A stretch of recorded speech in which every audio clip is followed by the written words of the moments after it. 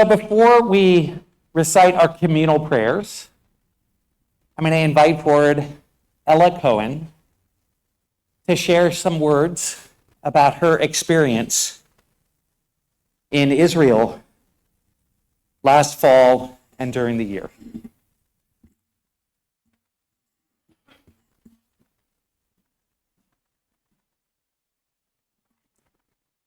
Hi, my name is Ella Cohen. I'm a senior at Riverside High School and have been a member of Bethel since I was in kindergarten. I'm proud to have been a part of the COVID mitzvah class of 2020. Some of you may think that means we had 2 bat mitzvah parties, but in reality, those of us in this group know we had 2 Haftorah portions. I'm grateful for the opportunity to speak with you all here today because it means I was fortunate enough to travel to Israel. I have the privilege and responsibility of sharing my journey with you. Shout out to my family, my Hebrew school teachers, my Jewish sleepaway camp experience, my BBYO community, our amazing rabbi, and this entire Durham Jewish family for instilling in me immense passion and curiosity for our tradition and my Jewish identity. But you're going to have to bear with me, and you already know I like to do things twice, because I had so much pride and curiosity that this led me to go to Israel in 2023, not just 1 time, but 2 times. For the last 10 summers, I attended B'nai B'rith Perlman Camp in Pennsylvania. 2 summers ago, my 8 bunkmates and I finally made it to the peak Perlman experience, becoming a pioneer, more affectionately known as Pio. Being a Pio is your final summer as a camper. You live across the lake in tents, away from the bunks for 3 weeks before another 3 weeks spent in Israel. We had 4 tents with 2 to 3 in each group. My tent mate was Brooke. You spend your first week digging up clay from the bottom of the lake to then build a stove, which you use to cook all of your meals for the rest of the summer.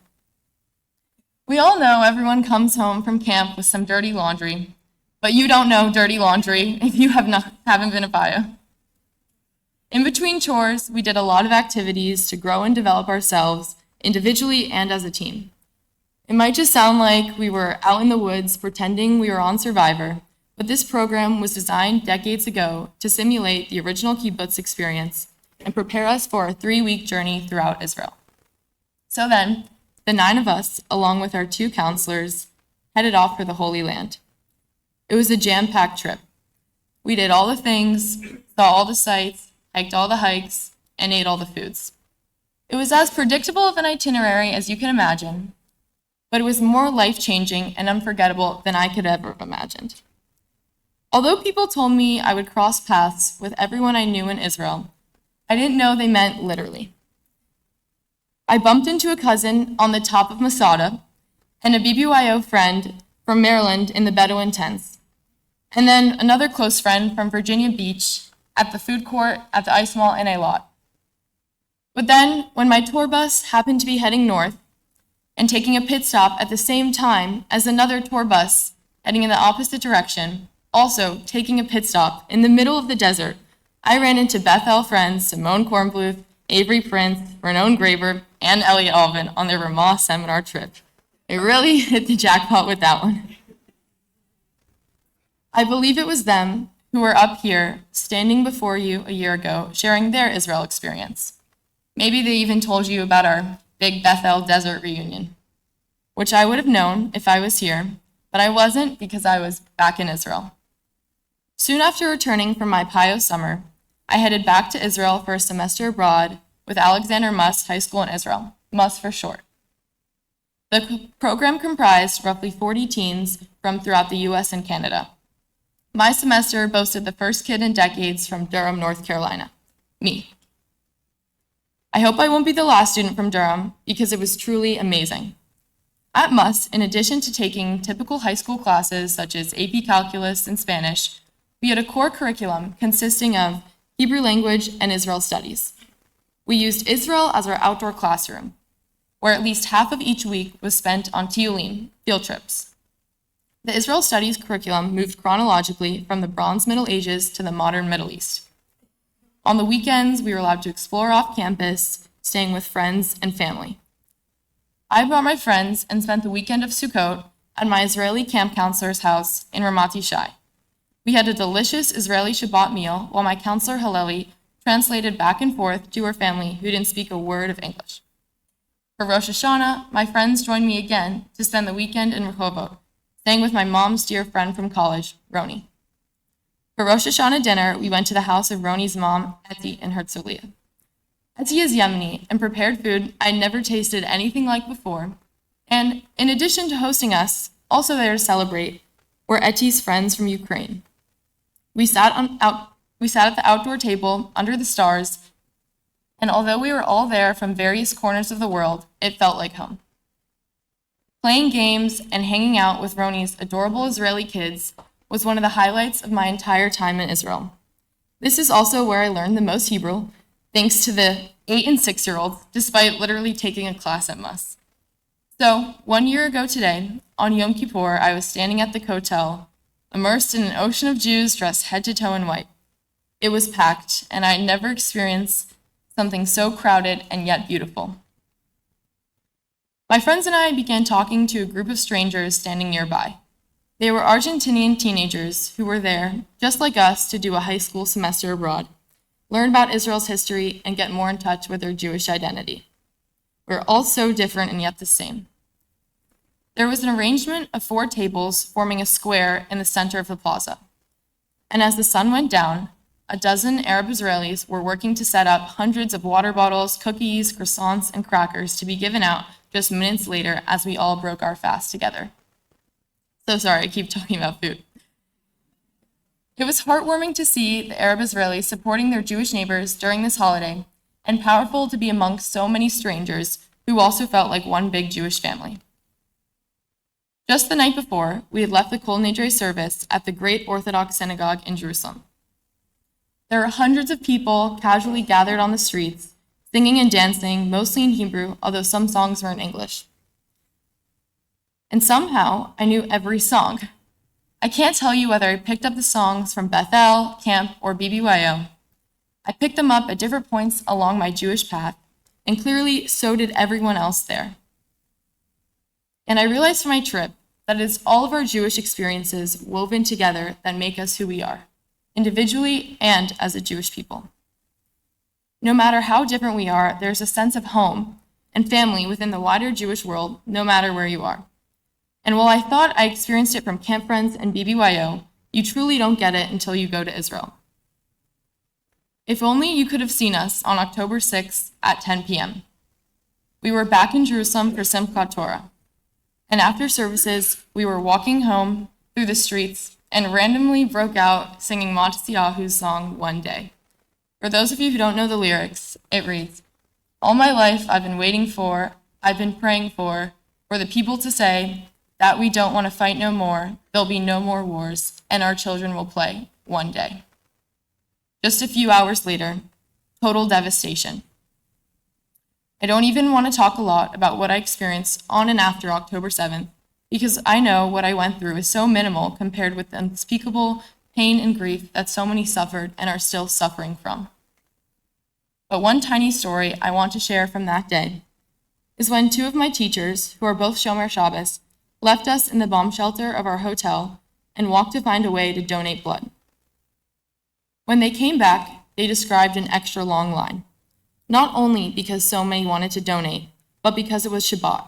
And so at the head of each line was an Arab Israeli volunteer writing down personal information and facilitating the tasks necessary for each Jewish person to donate blood without breaking Shabbat. When I'm feeling overwhelmed by what's happening in the Middle East, I cling to these stories of solidarity and coexistence, knowing that so many people there truly do want the same shared safety and peace. The next few days were scary and hectic. Beyond the rockets overhead, the unknown of what was yet to come, crying alongside my teachers, knowing that just one of them had 8 funerals within 3 days. On top of all of that, my small, tight-knit camp community was missing our counselor, Ron Shamer, who had taken his fun, energetic, and loving soul to the Nova Music Festival. Like so many of you, we were praying, unimaginably so, that he had been taken hostage rather than killed. Within a week, we not only found out that he had been killed, but spent his last moments heroically saving his friends who lived on to tell his story. Back at MUS, we kept ourselves busy with as much volunteer and organizing work as possible, making over 1,500 donation bags to send to families and soldiers in the South. We left our campus in Hod HaSharon to go to the airport on October 11th. And before our flight even left the gate at Ben Gurion, our dorms at our school's campus were filled with more than 80 displaced families from the South. A few long days later, I was back in Durham. The hardest part of coming home was being away from all of my MUS friends, because they were the only people who really knew what I was going through. It was having a wider network of Jewish friends and community who I could rely on that got me through it.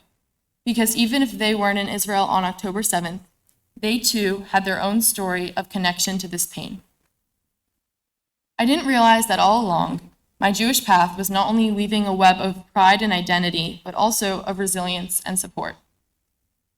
Shortly after my return to Riverside High School, I co-founded a Jewish Student Union Club.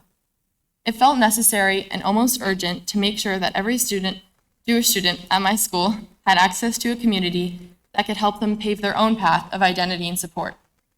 1 year later, we have a complete chapter board full of leaders. We consistently have around 20 students in attendance, and most importantly, we always have a lot of fun. I know when I graduate in the spring, I'll be leaving the Jewish community at Riverside in great hands. Shout out Bethel member Noam Cohen. I know Rabbi wanted me to talk to you about my experiences with anti-Semitism in school. I've certainly experienced anti-Semitism both before and after October 7th. My main consideration when choosing a college is attending a school with a large and vibrant Jewish community.